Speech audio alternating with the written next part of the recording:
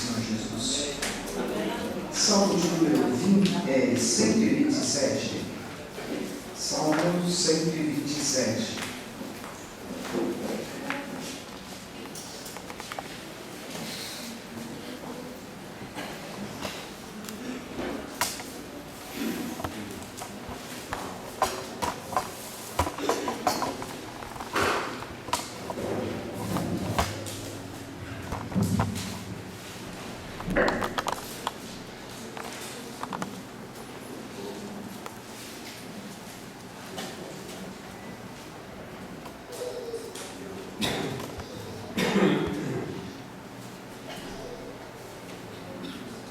Mês de maio, nós sempre damos uma ênfase maior à família.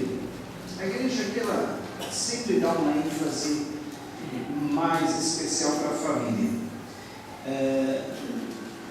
Mas principalmente no mês de maio, que é considerado o mês da família, nós damos uma ênfase assim mais especial. E hoje, como também no domingo, gostaria de estar falando alguma coisa sobre a família. Salmo 127, nós vamos falar nessa noite sobre o plano de Deus para as famílias, amém? Quer colocar o canto baixo para a gente fazer um trabalho bem participativo. Salmo 127 diz assim: se não for o Senhor o construtor da casa, será inútil trabalhar na construção. Se não é o Senhor que vigiar a cidade, será inútil a sentinela montar guarda. Será inútil levantar cedo e dormir tarde, trabalhando arduamente por alimento. O Senhor concede o sono àquele a quem Ele ama. Os filhos são a herança do Senhor, uma recompensa que Ele dá. Como flechas nas mãos do guerreiro, são os filhos nascidos na juventude. Como é feliz o homem que tem a sua aljava cheia deles, não será humilhado quando enfrentar seus inimigos no tribunal. Oremos então, apresentemos as famílias da igreja, apresente sua família a Deus, apresente seu lar, presente a vida dos seus filhos, presente, enfim, tudo aquilo que você julga agora ser necessário para a sua família, para as famílias da igreja. Senhor nosso Deus, nós oramos a Ti nesta noite, pedindo Tua bênção, Tua paz, Tua proteção sobre todas as famílias da terra, sobre as famílias da Tua igreja, sobre as famílias do Teu povo. Pedimos, Pai, que a Tua boa mão venha estar abençoando, dando proteção, dando paz, dando prosperidade, a verdadeira prosperidade, que não enriquece, que enriquece, não acrescenta dores. Oramos, Pai, pedindo uma especial proteção às famílias nesse tempo em que a família é tão atacada, existem tantas ideologias contrárias à família, existem tantas setas, tantas armas voltadas contra a família neste atual século, nesse tempo presente. Nós pedimos que Tu esteja, Pai, com boas mãos, o protegendo, guardando, amparando, dando livramento, Senhor. Nós pedimos para que Tu venha, Senhor, cercar com muros de fogo, dar a Tua provisão. Abençoa, Senhor, os pais de família, dando, Senhor, tudo aquilo que necessitam, aqueles que estão desempregados, abre as portas, os que estão em dificuldade, Senhor, de manter as suas contas, suas despesas, Tu esteja sendo protetor do lar. Em nome de Jesus, nós oramos pela conversão dos esposos, conversão de esposas que ainda não sejam convertidas a Ti, conversão dos filhos, conversão dos pais. Senhor, nós pedimos que Tu esteja, Senhor, dando a bênção Tua, Senhor, sobre cada família, pois é o propósito Teu, Pai, abençoar a cada família da terra, em nome de Jesus. pode ler para nós Gênesis capítulo 2, versículo 18.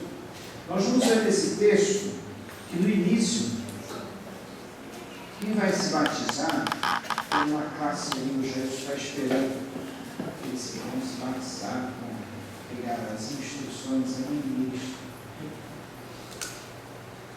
Nós vemos que desde o princípio, lá no Gênesis, Deus ele sempre teve uma preocupação toda especial para com as famílias. A princípio, em Gênesis 2, 18, ele viu que o homem estava só, e ele então disse: não é bom que o homem esteja só.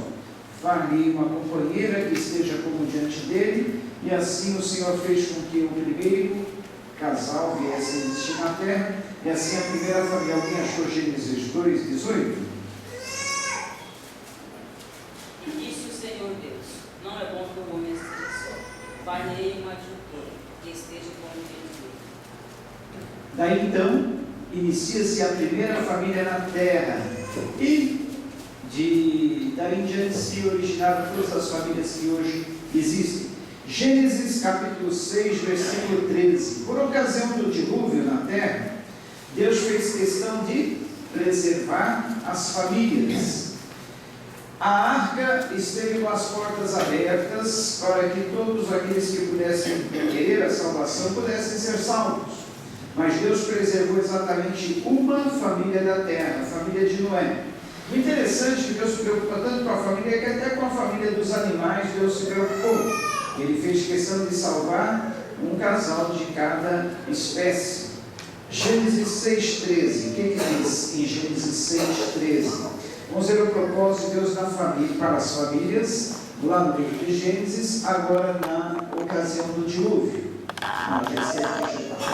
Então disse Deus a Noé: o fim de toda a carne é vindo perante a minha face, porque a terra está cheia de violência, e eis que os desfarei com a terra. Seguinte: faze para ti uma arca de madeira de gofre, farás compartimentos na arca, e a betumarás por dentro e por fora com betume. E desta maneira farás de 300 côvados o comprimento da arca, e de 50 côvados a sua largura, e de 30 côvados a sua altura. É bom frisar que essas medidas da arca que Deus deu a Noé são exatamente as medidas de um desses navios transatlânticos modernos que a gente vê no porto. Então, era bem grande, espaçosa e ampla a arca, exatamente para que todas as famílias da terra que quisessem a salvação pudessem ali estar. E grande também a provisão de alimentos. Vocês vão ver que, olha, no versículo seguinte: farás na arca uma janela, e de um côvado acabarás em cima, e a porta da arca porás a seu lado. Far-lhe-á andares, baixo, segundo e terceiro. Tinha 3 andares a arca. Além das famílias, comportaria não só os casais de animais que deveriam ser preservados, mas comportaria também aqueles animais limpos, puros, que serviriam para o consumo das famílias que ali estivessem abrigadas durante o dilúvio. Porque eis que eu trago um dilúvio de água sobre a terra, para desfazer toda a carne, em que há espírito de vida debaixo dos céus. Tudo que há na terra expirará.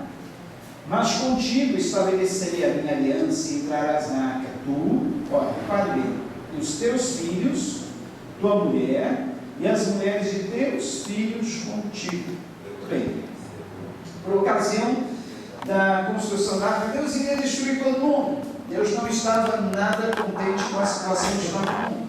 Era mais ou menos parecida com a situação de hoje. Existiam muita maldade na terra. Já na época de Sodoma e Gomorra, Deus ele quis preservar uma família. Ele só encontrou uma família de justos, a família de Ló. Tentou preservar a família toda, mas a esposa de Ló acabou ficando e transformada numa estátua de sal. Aí nós vemos um propósito de Deus para a família: salvar as famílias da terra. E hoje, na mesma situação o mundo está como nos dias do dilúvio. A palavra de Deus em Mateus 24, Jesus falou que, como nos dias de Noé, as pessoas casavam, davam-se em casamentos, bebiam, comiam, viviam despreocupadamente, até que veio o dilúvio e tragou a todos. Nos dias de hoje nós estamos vivendo uma situação semelhante. As pessoas não estão muito preocupadas com Deus, não estão muito preocupadas com a sua vida espiritual, não estão mais preocupadas em servir a Deus. Muitas famílias já não têm essa preocupação. E Deus, da mesma forma como destruiu a terra nos dias de Noé, também Ele há de destruir o mundo, aqueles que vão perecer sem Jesus nesses últimos tempos.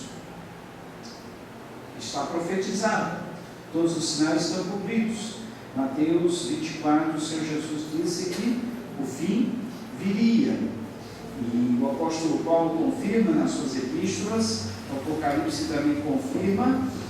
Mas Deus, nesses últimos dias, assim como naqueles dias preservou a família de Noé, a família de Ló, Ele também quer preservar as famílias. Em Atos capítulo 16, versículo 31, quando houve aquele terremoto na prisão, Paulo e Silas foram libertos assim de uma forma milagrosa, que o carcereiro ficou preocupado e ele todo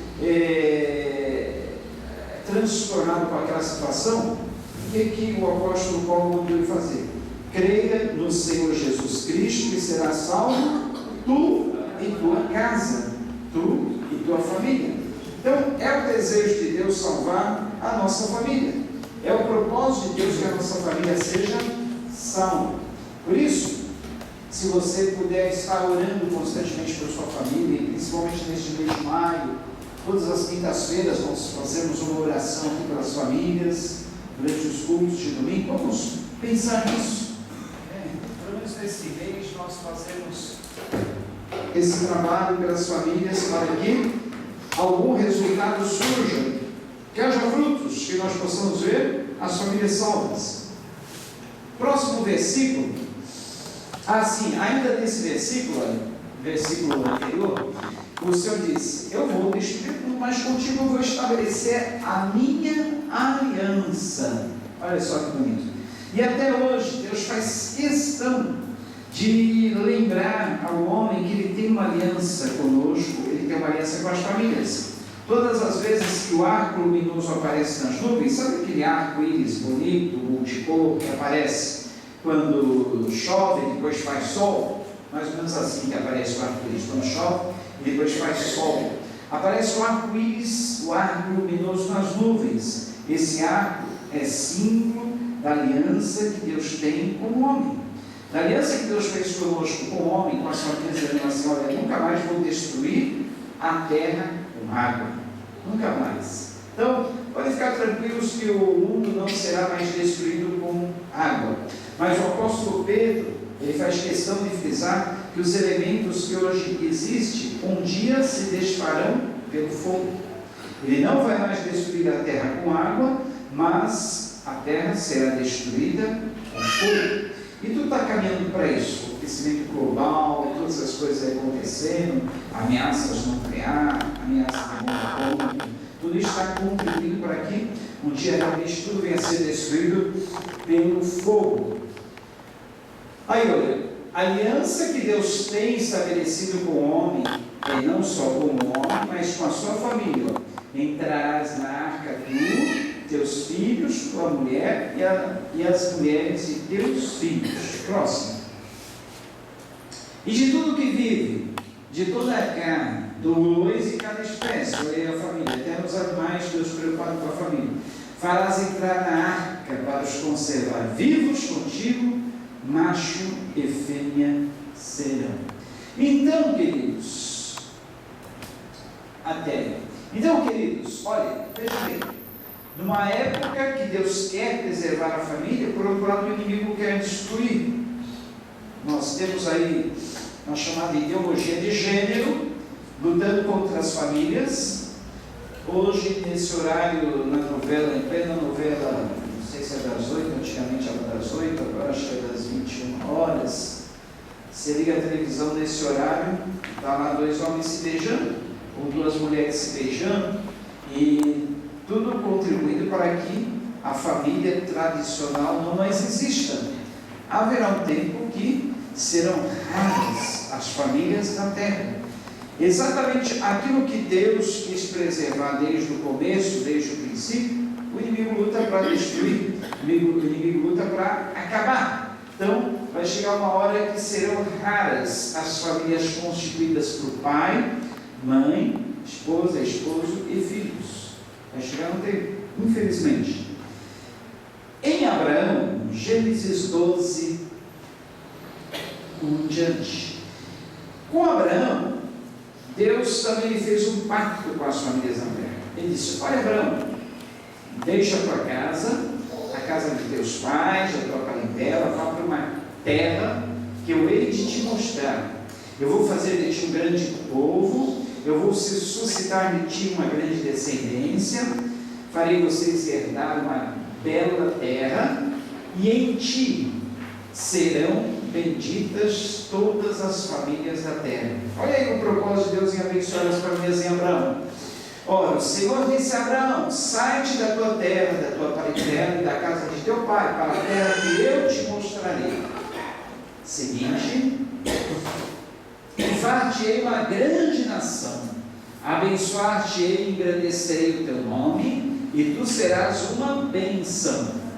E abençoarei os que te abençoarem, amaldiçoarei os que te amaldiçoarem, e em ti serão benditas todas as famílias da terra. O propósito de Deus, o plano de Deus sempre foi abençoar todas as famílias da terra. No propósito de Deus sempre estão incluídas as famílias. Que Deus tem um propósito especial. Lembre-se que lá em Êxodo, quando Deus ele mandou uma praga sobre cada uma das casas dos egípcios, o que ele fez exatamente nas casas dos israelitas?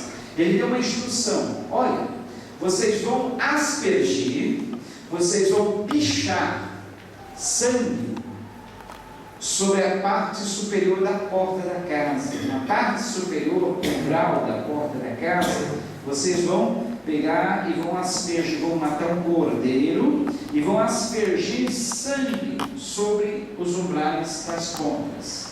Cada família dos israelitas deverá ter sangue nas portas, porque quando o anjo da morte passar matando a cada um dos primogênitos das famílias dos egípcios, sobre a casa em que ele vir o sangue, não haverá destruição.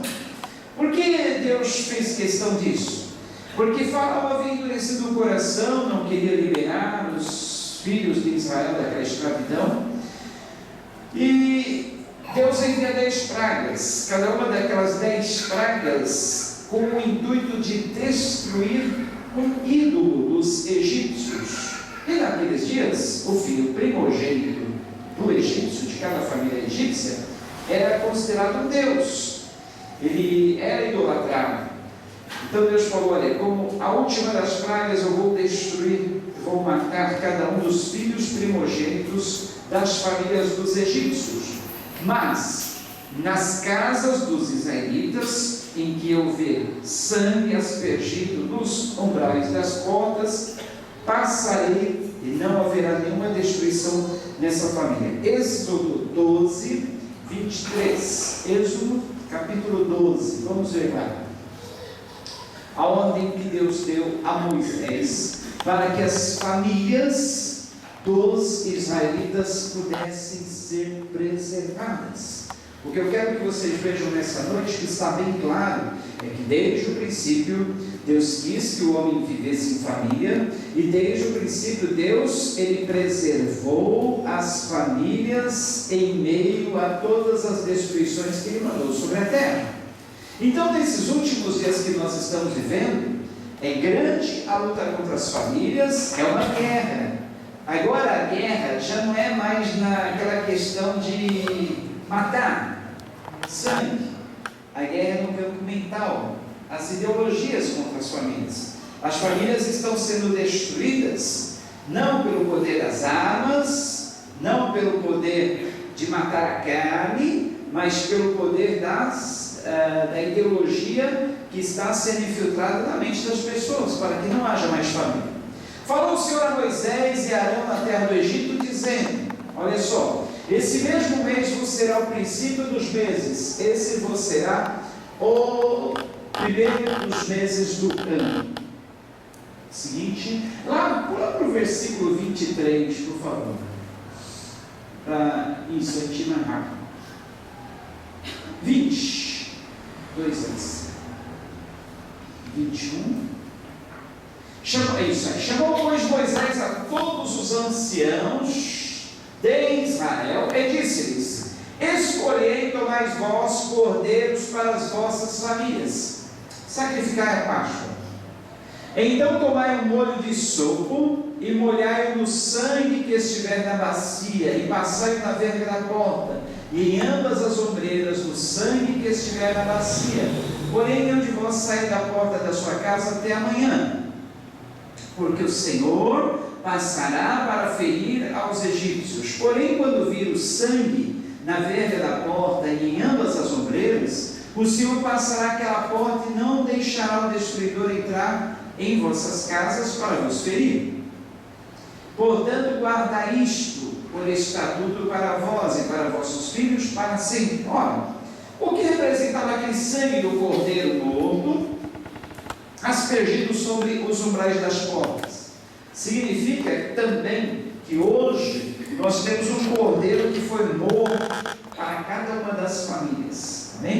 O Senhor Jesus Cristo na cruz, Ele morreu não para salvar-nos somente a nós, mas Ele também pensou em cada uma das famílias da terra. Ele pensou, porque lá no céu, de todas as raças, tribos, povos, línguas, o Senhor fará uma grande família. Uma grande família. Em João capítulo 14, versículos 1 em diante, o Senhor disse assim: olha, não se turbe, pois, o vosso coração, credes em Deus, credes também em mim. Na casa de meu Pai há muitos aposentos. Vou preparar-lhes ali um lugar. Algumas traduções dizem moradas, né? Mas a tradução mais correta é aposentos, cômodos. Porque ali nós teremos uma grande família. Nós tínhamos até tempos atrás aquela ideia que cada um ia ter uma bela mansão no céu, né? Esqueça essa ideia. Se você não tem uma mansão aqui na terra, também não vai ter uma mansão lá no céu, não. Nós teremos sim aposentos de uma grande mansão. Aposentos de uma grande casa. Porque nós viveremos todos juntos como numa só família. Então, essa ideia que a gente pensa, né? E muito cantada nos hinos antigamente, lá no céu teria uma mansão. Não, nós viveremos na mansão celestial, porque na família dos judeus é muito comum os filhos, quando casam, continuam morando na mesma casa. Eles deixam aquela dependência emocional, aquela dependência econômica do pai, mas o pai ele sempre faz um puxadinho na casa. Ele puxa mais um cômodo, mais 2 cômodos, e os filhos acabam morando tudo ali, agregados, aglomerados, todos juntos, né? É comum isso na família dos judeus. Eles construírem aposentos para os filhos na própria casa. O chamado puxadinho, que a gente chama aqui, né? Fazer aquele puxadinho, para que o filho então possa morar no mesmo quintal, perto da família, perto dos seus pais, né? Ele deixa assim a casa do pai, aquela dependência, já não é mais o filho que mora na casa do pai, mas mora ali próximo, num puxadinho, ou perto no quintal, constituindo a sua própria família, né? Exemplo bonito. Então Jesus, utilizando esse exemplo, disse assim: olha, na casa do meu pai, há muitos aposentos, há muitos cômodos, e eu vou preparar para vocês um lugar, tá bom? João 14, versículos 1 e 2. Vamos só conferir isso aí que nós falamos. João 14, 1 e 2. 1, 2, é isso mesmo. 1, 2, 3. Tem Josué? Mas antes disso aí, tem um versículo também em Josué capítulo 24. Aproveita que está aí em Josué. Vai no capítulo 24 para nós, Rafael, que quando Josué sucedeu a Moisés na condução do povo para a terra da promessa, eles já estavam para tomar posse daquela terra. Diante daquela terra, Josué faz um discurso, lembrando a tudo aquilo que Moisés lhes havia ensinado, e ele propõe novamente a lei ao povo. E nessa proposta que ele faz de novamente apresentar a lei ao povo, ele toma uma decisão e leva os filhos de Israel também a tomar a mesma decisão. Diz assim: olha, depois reuniu Josué todas as tribos de Israel em Siquém. Veja só, o povo de Israel também era reunido em tribos. Havia umas 12 tribos, que eram os 12 filhos de Jacó. Cada um então era uma grande família. Os seus cabeças, seus juízes, seus oficiais, e eles se apresentaram diante de Deus. Então Josué disse a todo o povo: assim diz o Senhor, o Deus de Israel: além do rio habitavam antigamente vossos pais, Terá, pai de Abraão e pai de Naor, e serviram a outros deuses. Eu, porém, tomei a vosso pai Abraão da além do rio e o fiz andar por toda a terra de Canaã. Também multipliquei a sua descendência e dei-lhe a Isaque. E a Isaque era Jacó, e Esaú, e a Esaú veio a montanha de Seir para possuir. Porém Jacó e seus filhos desceram para o Egito. Então enviei Moisés e Arão, e feri o Egito como fiz no meio deles, e depois vos tirei de lá. Ele está relembrando toda a história do livramento que Deus deu ao seu povo. Tirando eu a vossos pais do Egito, viestes ao mar, e os egípcios perseguiram a vossos pais com carros e com cavaleiros até o mar vermelho. E clamaram ao Senhor, que pôs uma escuridão entre vós e os egípcios, e trouxe o mar sobre eles e os cobriu. E os vossos olhos viram o que eu fiz no Egito, depois habitastes no deserto muitos dias. Como é importante relembrarmos os grandes feitos de Deus na nossa vida, lembrarmos tudo aquilo que Ele já fez por nós, lembrarmos tudo aquilo que Ele já fez por nossa família, lembrarmos de todas as vitórias em meio às lutas, lembrarmos de todas as provisões, porque isso dá força, dá ânimo para a gente continuar lutando, porque a gente lembra, assim como Deus deu vitória naquele tempo, nessa luta, naquela situação que nós passamos, Deus dará novamente vitória. Então eu vos trouxe a terra dos amorreus que habitavam além do Jordão, os quais pelejaram contra vós, porém os entreguei nas vossas mãos, e possuístes a sua terra, e os destruí diante de vós. Levantou-se também Balaque, filho de Zippor, rei dos Moabitas, e pelejou contra Israel, e mandou chamar a Balão, filho de Beor, para que vos amaldiçoasse. Então, olha, por que todo esse propósito de Deus em preservar a nação de Israel? E dentre a nação de Israel, as famílias, as tribos que constituíam a nação de Israel. Porque Deus queria fazer de Israel um povo modelo para todas as outras nações da terra. E até hoje, as famílias dos hebreus, as famílias dos judeus, são exemplo de uma instituição criada por Deus. Por exemplo, os judeus até hoje eles preservam muito o casamento, a unidade familiar. Os judeus eles se preocupam muito em orientar os seus filhos na palavra e em ensinar a palavra aos filhos. Um filho de um judeu, aos 6 anos, ele já entra para a escola para estudar as Escrituras. Quando chega mais ou menos aos 12 anos, 13 anos, que ele está pronto para um novo ciclo, ele já tem praticamente decorado, mentalizado na sua mente, todos os principais versículos da Torá, todos os principais versículos do Pentateuco, Gênesis, Êxodo, Números, Levíticos, Deuteronômio. Ele já tem aquilo lá guardado, mentalizado, ou seja, ele já cresce, ele já entra na adolescência com uma estrutura preparada para enfrentar a vida, porque ele já é ali preparado na palavra. Isso faz com que eles tenham um caráter firme, isso faz com que eles tenham uma boa personalidade, isso faz com que eles estejam mais preparados para a vida.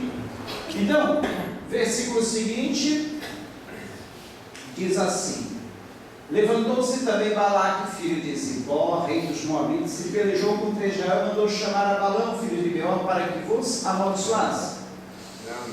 Obrigado. Porém, eu não quis ouvir a Balão, pelo que ele vos abençoou grandemente, e eu vos livrei da sua mão.